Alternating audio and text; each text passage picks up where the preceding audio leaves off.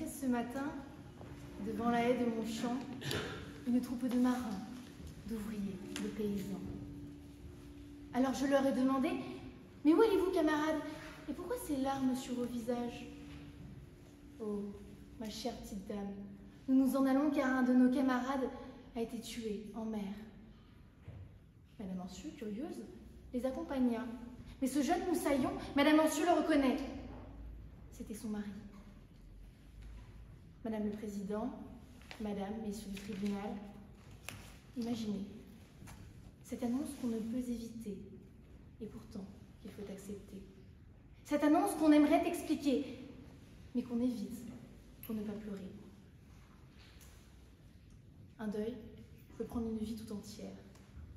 Et ça, Madame Ancieux l'avait bien compris, car son amour pour lui l'a bouleversé, l'a traîné, l'a emmené dans une maison de santé pendant 5 années. Madame le Président, Madame, Messieurs du tribunal, oui, l'amour fait des ravages, et non, un de perdu n'est pas égal à 10 de retrouvé. Notamment car Madame Ancieux est veuve et sans enfant. Et non, elle ne s'est pas remariée, mais une chose l'a sauvée. C'est l'amitié. Ce groupe de meilleurs amis qu'elle a rencontré lors du championnat d'Europe de cris de mouettes. Oui, vous avez bien entendu, les mouettes ont maintenant leur place sur le podium. Madame le Président, Madame, Messieurs du tribunal, dans cette affaire, Madame Ancieux est accusée de troubles anormal de voisinage par les époux au quart de tour. Par ailleurs, j'entends qu'on lui demande de pratiquer ailleurs, à des heures raisonnables, une réparation des préjudices qui s'élève à 5 000 €. Tout ça pour un simple cri de mouette. Le trouble du voisinage est encadré par l'article 651 du Code civil.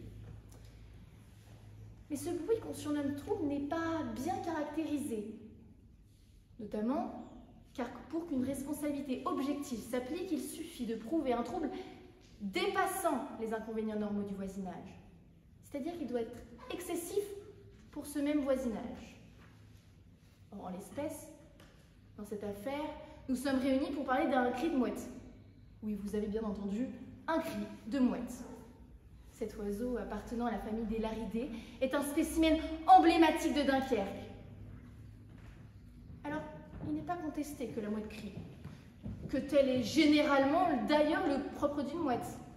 Mais admettons, le cri d'une mouette, aussi harmonieux soit-il, représente effectivement un bruit, je vous le concède. Mais ce bruit n'est pas excessif. Analysons-le. Objectivement, ce bruit n'existe que de 6 h à 7 h et de 19 h à 20 h. Ce bruit n'est donc pas continu et il intervient de manière intermittente et ne peut donc être excessif. Et de surcroît, son cri est de faible intensité. Par ailleurs, en effet, la Cour d'appel de Paris, dans un arrêt rendu en 2019, a qualifié de bruit de faible intensité le chant de 5 coqs. La Cour, constatant que la fréquence des chants n'était pas constante sur la journée, n'a pas retenu la normalité du trouble. Le coq, lui, chante à 6 h. Après toute la journée, il ne fait pas de bruit, comme Madame Ancieux. Par ailleurs, ces inconvénients décrits constituent des inconvénients incontournables de la vie à la campagne. Et quelle différence sonore y a-t-il entre un coq et une mouette? Aucune! Savez-vous que le chant du coq peut atteindre jusqu'à 70 décibels? Et figurez-vous que le cri d'une mouette peut également monter jusqu'à 70 décibels. Alors imaginez, 5 coqs. Si la Cour d'appel de Paris ne qualifie pas de troubles anormaux le chant de 5 coqs à 70 décibels, chacun à 6 h le matin, pourquoi faudrait-il le faire pour le cri d'une seule mouette? Madame le Président, Madame, Messieurs du tribunal, pour vous prouver que l'on se soucie de votre santé, 85 décibels représente le seuil de risque sur l'échelle du bruit, 90 le seuil de danger. Alors ces 70 décibels de la mouette, c'est 20 décibels en moins que le seuil de danger. Et surtout, cette mouette n'est pas un animal, mais un humain imitant un animal. Et je doute que les cordes vocales de Madame Ancieux puissent atteindre 85 décibels, représentant sur l'échelle du bruit un orchestre. Alors non, Madame Ancieux n'est pas la Castafiore de son quartier, et non, malheureusement, le verre ne se brisera pas en sa compagnie. Ce bruit n'est donc pas un trouble, car il ne représente pas un danger, puisqu'il n'est pas excessif, étant de faible intensité. Par ailleurs, soyons honnêtes, en venant habiter à Dunkerque, les requérants ne pouvaient pas nier le bruit créé par les mouettes. D'autant plus qu'ils s'y sont accommodés en acceptant ce bruit, je cite, « c'est un oiseau, et ainsi va la nature ». Mais tout d'un coup, lorsqu'ils ont compris qu'il s'agissait d'une imitation, retournement de situation, ils ne peuvent soudainement plus accepter ce bruit. Et si au préalable ils avaient accepté ce désagrément, c'est parce qu'ils savaient que cela faisait partie de la nature de Dunkerque. Oui, parce que ce bruit, Madame le Président, s'effectue dans une zone très particulière qu'il est nécessaire de qualifier. En effet, par l'article 110.1 du Code de l'environnement qui définit les espaces, les ressources, les milieux naturels et les sons qui les caractérisent comme patrimoine commun de la nation. Ainsi, le cri des mouettes de Dunkerque relève de ces sons protégés pour la conservation de notre patrimoine environnemental. Madame le Président, Madame, Messieurs du tribunal, si le cri de mouette réalisé par Madame Ancieux est un trouble du voisinage, alors que faire du bruit fait par toutes ces braves bêtes? Faut-il les enfermer? Et comment les requérants peuvent-ils dissocier le bruit de mouette et celui de Madame Ancieux? Car oui, ceux qui sont allés chez elle et l'ont écoutée ne s'en sont pas ressortis pareils. Il faut avouer, Madame Ancieux est très douée. Ainsi donc, c'est aller à l'encontre du patrimoine commun de notre nation que de caractériser le cri de Madame Ancieux comme trouble anormal du voisinage. Madame le Président, Madame, Messieurs du tribunal, nous ne pouvons imaginer Dunkerque ces mouettes. Car cette mouette, c'est le patrimoine de Dunkerque. Cette mouette, c'est la fierté nationale. Cette mouette, Madame le Président, Madame et Messieurs du tribunal, c'est l'objet du championnat d'Europe de cris de mouette qui a lieu à Dunkerque. Alors oui, cette mouette, on la chérit, car c'est la fierté nationale. On lui voue même jusqu'à un concours, rien que pour elle, une vraie reine de beauté. Alors, chers membres du tribunal, bienvenue au championnat d'Europe de cris de mouette. Ce championnat, c'est bien plus qu'un simple événement. Car pour les habitants de la région, c'est une consécration, le fruit d'un travail acharné, mêlant sueur et vente de thé pour entretenir leur outil de travail.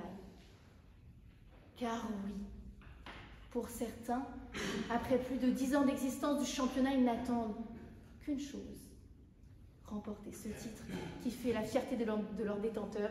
Et ça, Madame Ancieux en était consciente. Alors, pour cette fervente pratiquante, elle a fait de sa voix son outil de travail. Et non, Madame le Président, Madame, Messieurs du tribunal, ce bruit n'est pas le résultat d'une voisine rentrant d'une soirée bien appréciée, mais plutôt le résultat d'une travailleuse motivée et acharnée. Et non, ce bruit n'est pas un problème car il fait partie inhérente de cette ville. Madame le Président, Madame, Messieurs du tribunal, ici dans cette affaire, le propos va bien plus loin. Car ce bruit qu'on surnomme trouble est effectué par une artiste. Ici, ce bruit qu'on surnomme trouble n'est pas une lettre d'Élise, mais un boléro tout entier. Le boléro de Ravel, celui qui nous susurre des secrets à l'oreille, nous entraîne dans une danse tout entière, et lorsque son dernier coup de cymbale sonne, nous sommes là, suspendus, émerveillés. Alors ici, ce bruit qu'on surnomme trouble, c'est une œuvre pour qui sa maîtrise en est des plus complexes. Mais une personne y arrive, Madame Ancieux. Tellement fort qu'elle a réussi inconsciemment à vous toucher de son talent. Vous y avez cru et vous y êtes accommodé. Et aujourd'hui, vous voulez la dénoncer, la priver de toute sa liberté? Madame le Président, Madame, Messieurs du tribunal, cette situation, c'était également celle d'Emmanuel Laborie, née muette et sourde de naissance, qui, pour s'exprimer, faisait des cris de mouette. C'était sa seule façon de s'exprimer. Alors imaginez, cette dame, votre voisine, condamnée car la seule façon pour elle de communiquer, c'était ce bruit. Madame le Président, Madame, Messieurs du tribunal, Monsieur l'avocat de la demande, si vous qualifiez ce cri de trouble anormal du voisinage, alors allez donc couper le clocher de toutes les églises du quartier. Parce que oui, je ne vous apprends pas, une église, ça sonne toutes les heures. Et plus les heures passent, plus les coûts augmentent. Madame le Président, Madame, Messieurs du tribunal, Pouvez-vous imaginer une basse-cour sans son coq, une église sans ses cloches, Dunkerque sans ses mouettes? Non, non, bien sûr que non. Alors non, ce bruit qu'on surnomme trouble n'est pas caractérisé, car pour la région, il ne constitue pas un trouble dépassant les inconvénients pour le voisinage, car ce n'est tout simplement pas un inconvénient. C'est pour cela que les époux au quart de tour doivent être déboutés de leur demande. Je demande également un remboursement des frais de justice au titre de l'article 700 du Code de procédure civile. Madame le Président, Madame, Messieurs du tribunal, pour Madame Ancieux, c'est la même chose. La seule façon pour elle de sortir de ce tourbillon émotionnel que lui a causé la perte de son cher mari, c'est ce concours. Ce concours où elle avait une chance de gagner. Ce concours où elle pouvait rendre fiers ses amis, rendre hommage à son mari.